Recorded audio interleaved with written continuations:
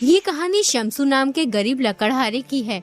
शम्सू अपनी पत्नी गोपी के साथ रहता था। शम्सू का जीवन बहुत ही मुश्किलों से भरा हुआ था। गोपी, महाराज ने लकड़ी काटने पर रोक लगा दी है। उन्होंने कहा है कि अगर कोई भी पेड़ काटता हुआ पकड़ा गया तो उसे बहुत ही सख्त सजा मिलेगी। अब मैं क्या करूं? मेरे तो कुछ भी समझ में नहीं आ रहा। अगर मैं लकड़ी नहीं काटूंगा तो घर का गुजारा कैसे होगा? लकड़ी काटने के अलावा मुझे कोई और दूसरा काम नहीं आता है। आप एक काम कीजिए, मेरे ये सोने के कंगन बेचकर घर का सामान ले आइए। इससे हमारे घर का कुछ दिनों का गुजारा हो जाएगा। अरे ये सोने के कंगन तो मेरी माँ ने दिए थे तुम्हें, और तुम्हें ये सोने के कंगन बहुत पसंद है। फिर तुम इन्हें बेचने के लिए कैसे कह सकती हो गोपी? हम कोई रास्ता जरूर निकाल लेंगे पैसे कमाने का। तुम ये सोने के कंगन अपने पास संभाल के रखो। इन्हें बेचने का तो मेरा भी मन नहीं है, लेकिन हम कर भी क्या सकते हैं? भूखे पेट भी तो नहीं रहा जाता है। सोने के कंगन तो और आ जाएंगे। अब तुम जल्दी जाओ और ये सोने के कंगन बेच आओ। एक बात ध्यान रखे, किसी के बहकावे में मत आ जाना।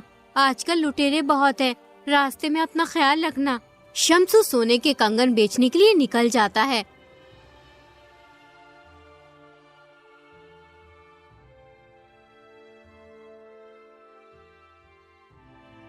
रास्ते में उसे भानु नाम का आदमी मिलता है। वो शम्सू से कहता है, अरे क्यों भाई शम्सू, इतनी जल्दी में कहाँ जा रहे हो? लगता है किसी जरूरी काम से जा रहे हो। हाँ भाई भानु, मैं एक जरूरी काम से जा रहा हूँ। दरअसल मैं अपनी पत्नी के सोने के कंगन बेचने जा रहा हूँ। तुम तो जानते ही हो, महाराज ने लकड़ी काटने पर रोक लगाई हुई है। घर में एक पैसा भी नहीं है, इसलिए मैं ये कंगन बेचने जा रहा हूँ। इन्हें बेचकर जो भी पैसे मिलेंगे उनसे थोड़े बहुत दिनों का गुजारा हो जाएगा। अरे ये तुम क्या कह रहे हो शम्सू? अब तुम पत्नी के कंगन बेचकर घर का गुजारा करोगे, और जब कंगन के पैसे खत्म हो जाएंगे फिर घर का गुजारा कैसे करोगे?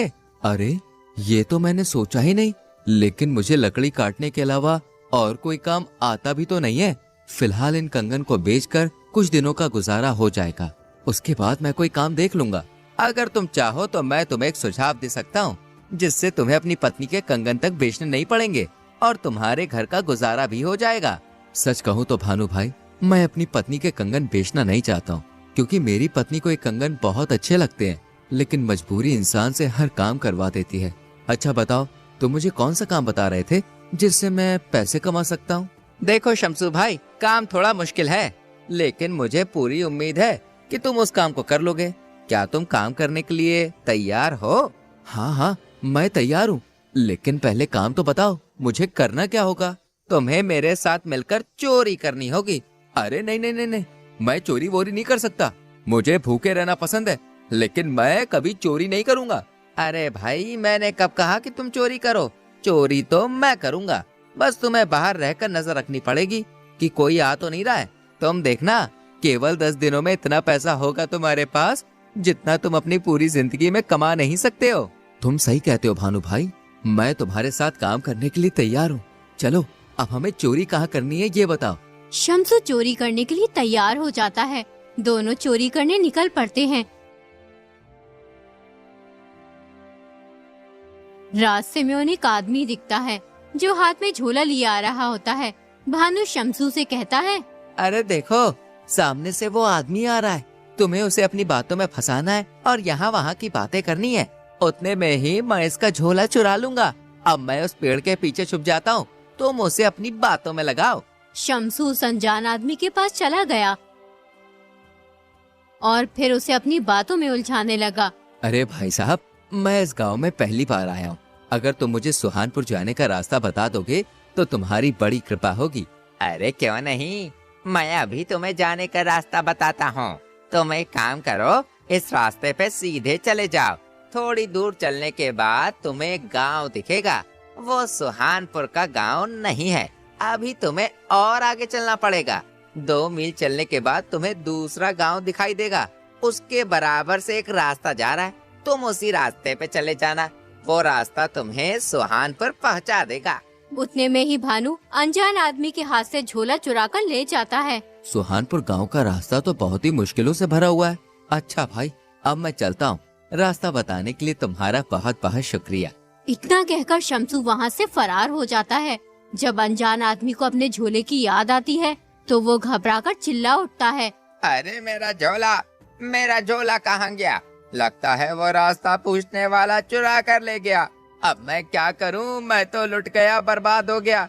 मेरी पूरी महीने की तनख्वाह चुरा ले गया कमबख्त। अब मैं अपनी पत्नी को क्या जवाब दूंगा? अगर मैंने उसे पैसे नहीं दिए तो वो तो मेरे बाल नोच डालेगी। ऐ ईश्वर, मेरी मदद कर। आज के जमाने में किसी के साथ भलाई करना गलत है। भानु और शम्सू थोड़ी दूर जाने के बाद उस झोले को खोलते हैं। उस झोले में बहुत सारे पैसे निकलते हैं। देखो भाई, मैंने तुमसे कहा था, कितने सारे पैसे हैं। इतने की तो तुम्हारी पत्नी के कंगन भी नहीं बिकते। अब इन पैसों में से आधे तुम्हारे और आधे मेरे। याद रखना, आज रात हम अमीर चंद के घर में चोरी करेंगे। अच्छा, अब मैं चलता हूँ।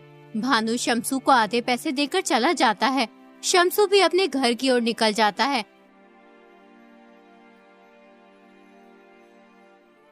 जब वो घर पहुंचता है तो उसकी पत्नी कहती है, आ गए तुम कंगन बेचकर।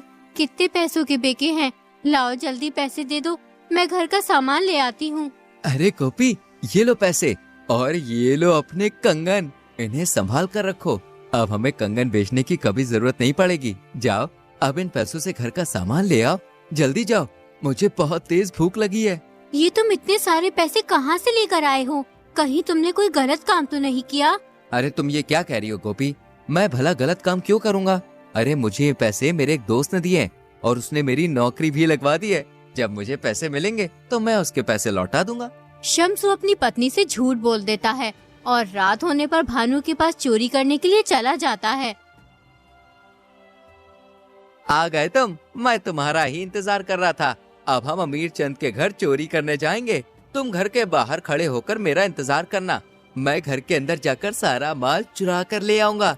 अगर किसी को भी हमारे ऊपर कोई शक हो या हमें कोई देख ले तो तुम मुझे सीटी बजाकर सूचना दे देना। मैं तुरंत ही वहाँ से फरार हो जाऊंगा। समझे भाई? अब जल्दी चलो, ये सही वक्त है चोरी करने का। भानु घर के अंदर चोरी करने चला जाता है, जबकि शम्सू चौकन्ना होकर चारों ओर अपनी नजरें गाड़े रखता है। तभी शम्सू की नजर एक बांसुरी पर पड़ती है। अरे वाह, कितनी सुंदर बांसुरी है। मैं बचपन में बांसुरी से कितना खेला करता था। मैं कितनी अच्छी बांसुरी बजाया करता था। खैर, अब तो मैं बांसुरी बजाना भूल गया हूँ। एक बार बांसुरी बजा कर देखता हूँ, मेरे बचपन की यादें ताजा हो जाएंगी। शम्सू उस बांसुरी को उठाकर बजाने लगता है।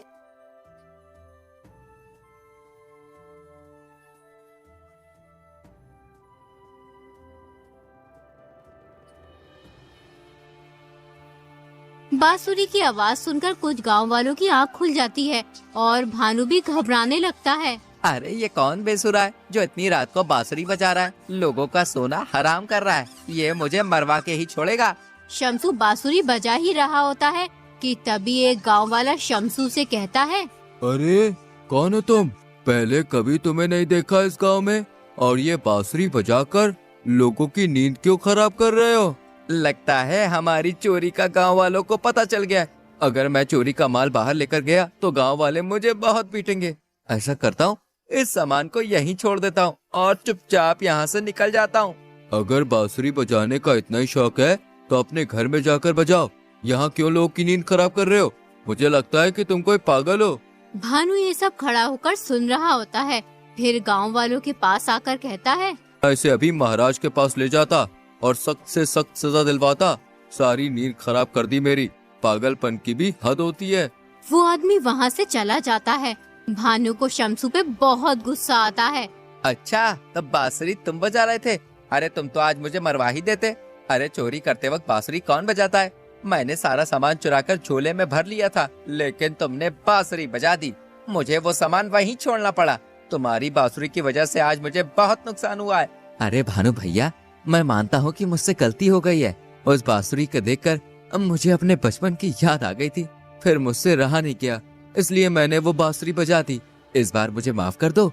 आज के बाद ऐसी गलती कभी नहीं करूँगा। ठीक है, इस बार मैं तुम्हें माफ कर देता हूँ, लेकिन अगर दोबारा तुमने ऐसी कोई हरकत की तो मैं तुम्हें अपने साथ नहीं लेके जाऊंगा। समझे? चलो अब घर चलते हैं। कल हम पास वाले गांव में चोरी करने चलेंगे। दोनों अपने घर चले जाते हैं।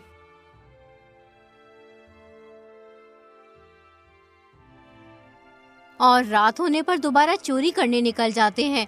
सुनो, मैं उस सामने वाले घर में चोरी करने जा रहा हूँ। तुम यहीं खड़े होकर मेरा इंतजार करो। अगर कोई आया तो मुझे बता देना और पहले जैसी हरकत मत करना।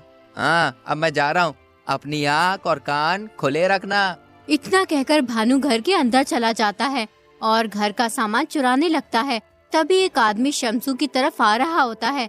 उसे देखकर शमसू डर जाता है। वो समझता है ये भूत है। फिर वो जोर जोर से शोर मचाने लगता है। बचाओ, भूत भूत, मुझे कोई बचाओ इस भूत से। ए पागल आदमी, मैं भूत नहीं हूँ, समझे? मैं तुम्हारी तरह ही एक इंसान हूँ। मेरी पत्नी से मेरी लड़ाई हो गई है, इसलिए मैं घर के बाहर आ गया हूँ। वैसे तुम इतनी रात में यहाँ क्या कर रहे हो? मैं क्या कर रहा हूँ? मैं तो कुछ भी नहीं कर रहा हूँ। अरे भाई, इसकी दिमागी हालत ठीक नहीं है। ये किसी को भी भूत समझ लेता है और फिर शोर मचाने लगता है। तुमसे कितनी बार कहा है, यूं लोगों को परेशान मत किया करो। चलो अब यहाँ से। दोनों वहाँ से चले जाते हैं। तुम किस किस्म के आदमी हो? मन कर रहा है कि मैं तुम्हारा सर फोड़ दूं। तुम्हें वो जीता जागता इंसान भूत दिखाई दे रहा था। अरे आज मेरे हाथ बहुत सारा माल लगा था, वो सब मैंने झोले में भर लिया था, लेकिन तुम्हारे चीखने चिल्लाने की वजह से मुझे वो झोला वहीं छोड़ना पड़ा। अगर तुम नहीं चिल्लाते तो आज मैं बहुत अमीर हो जाता। मेरी मत मारी गई जो मैं तुम्हारे जैसे अहमक आदमी को अपने साथ लेकर आया। तुम्हारी वजह से मैं 2 बार नाकाम हो गया हूँ। आज के बाद तुम मेरे साथ मत आना, वरना किसी दिन मैं पकड़ा जाऊंगा। शमसू अपने घर चला जाता है और सारी बात अपनी पत्नी को बताता है। तुमने तो मुझसे कहा था कि तुम कोई गलत काम नहीं कर रहे हो। क्या चोरी करना सही काम है? गोपी, मुझसे बहुत बड़ी भूल हो गई। मैं कसम खाता हूँ कि आज के बाद कभी भी कोई गलत काम नहीं करूँगा और ना ही कभी उस भानु के साथ रहूँगा। शमसू चोरी का काम छोड़ देता है और एक बनिए की दुकान पर मजदूरी का काम करने लगता है, जबकि भानु चोरी का काम नहीं छोड़ता।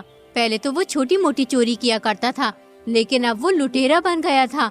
आते जाते लोगों को लूटने लगा था। ए बूढ़े, क्या इस झोली में? जो भी है मेरे हवाले कर दे, वरना मैं तेरी जान ले लूंगा। लाला, जल्दी से झोली मेरे हवाले कर दे। बेटा, मैं बहुत गरीब हूँ, मुझे मत लूटो। मैंने सारी जिंदगी कमा कमा कर थोड़े बहुत पैसे जमा किए अपनी बेटी के शादी के लिए। अगर ये पैसे मैंने तुम्हें दे दिए तो उसकी शादी नहीं हो पाएगी। ए बूढ़े, ये कहानी मुझे मत सुना।